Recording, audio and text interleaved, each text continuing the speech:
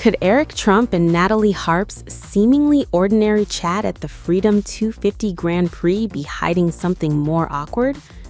A lip-reading expert has now offered her interpretation of the exchange, putting fresh focus on the Trump aide at the center of a week of intense scrutiny. At the Freedom 250 Grand Prix in Washington, D.C. on August 23rd, Eric Trump and Harp, 35, were filmed standing together and appearing engrossed in conversation as IndyCars raced through the nation's capital. Their exchange looked casual on the surface, smiles, short answers, and talk about the race. But the brief interaction is now being closely decoded after lip reader Nicola Hickling examined the footage. Hickling told the Mirror US exclusively that Harp appeared to say, "Apparently it's fun." The comments appeared to be about the Trump-backed IndyCars event unfolding around them. According to Hickling's reading of the footage, Eric then turned his body toward Harp and replied, "I haven't seen this many cars." Harp, who was wearing a black leather top with a black pleated skirt, appeared to respond with a smile. "Don't worry, we will have fun," she allegedly said. Eric then reportedly answered, "Hopefully," and he followed it with a question that appeared to keep the conversation focused firmly on the race. "Will your car win?" Harp allegedly echoed his response, "Hopefully." She then appeared to ask Eric, "Have you picked a car number?" According to Hickling, Eric replied, "No, I haven't. I'll just watch." And that was seemingly it. The two then turned their attention back toward the track, with Harp continuing to smile as they watched the action. On its face, the exchange was a brief conversation about cars, racing, and the event around them.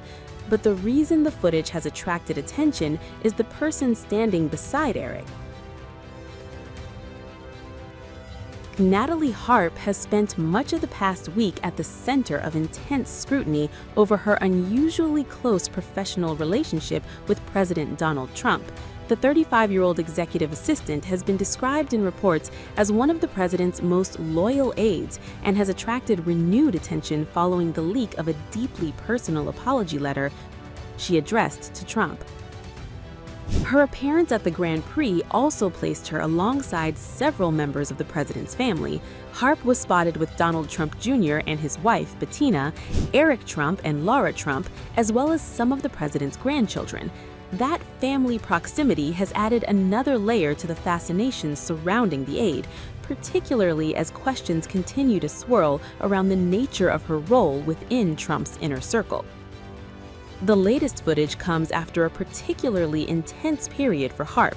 Harp was already facing intense scrutiny after her personal letter to Trump became public, while renewed attention has been focused on her long-standing devotion to the president.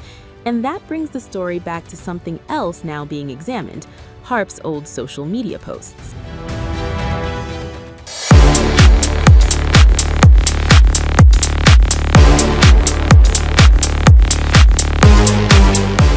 The spotlight on NATALIE HARP's extraordinary devotion to Donald Trump has exploded, with her old Trump-obsessed Twitter account resurfacing as newly revealed letters expose just how intensely she viewed the president.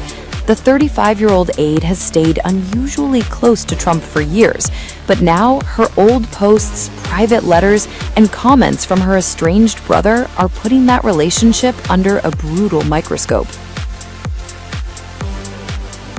Her long deactivated Twitter account, opened in 2016, is packed with glowing tributes to Trump. In 2019, Harp compared him to the Good Samaritan, claiming Trump had rescued her while she was battling cancer. "Meet my Good Samaritan," she declared. She credited Trump's right-to-try legislation with helping her access cancer treatment, although medical experts have disputed that claim, noting the treatment she received had already been FDA approved.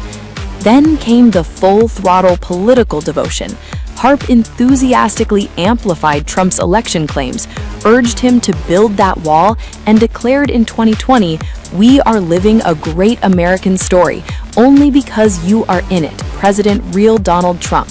She even followed it with a Bible verse, "Every time I think of you, I give thanks to my God." Days earlier, Trump had invited her to speak at the Republican National Convention. On stage, in a red gown, Harp compared Trump to George Bailey from It's a Wonderful Life, portraying America without him as a bleak Pottersville. The comparison infuriated Jimmy Stewart's family. His daughter, Kelly Stewart Harcourt, accused Harp of turning a movie about decency, compassion, and sacrifice into a political weapon. But the old tweets are only part of the bombshell. The Daily Beast has now published Harp's letters to Trump in full, revealing a far more personal side of her fixation. Harp reportedly misses the days when Trump would call her to discuss everything and nothing. She complains that their relationship has become too focused on work and admits envy of women who simply get to talk with him and look pretty. Then comes the jaw dropper. I want that job. The letters also reveal Harp's anxiety about disappointing Trump. She apologizes for minor mishaps during an overseas trip, writes about forgetting to eat and sleep because of anxiety, and says her biggest fear is falling in Trump's estimation. Her goal, she writes, is never to bring him anything but joy. She calls Trump her guardian and protector in this life, and references a promise he made after her father's suicide in 2020. She even tells him he has the absolute right to cuss me out because she claims nobody cares for her more. And she signs off, "With all my heart, Natalie. Always, Natalie." Her estranged brother, Preston Harp, has now questioned the intensity of that devotion, describing the relationship as unhealthy. Meanwhile, Harp's role around Trump has only grown. She has been dubbed his human printer because of her habit of carrying a printer and supplying him with material. From calling Trump her good Samaritan to declaring him her protector and now writing intensely personal letters, the old record paints a picture of devotion that has been hiding in plain sight for years. And with Harp now almost constantly at Trump's side, the old question has become a much louder one. Is this simply loyalty to the president or something far more intense?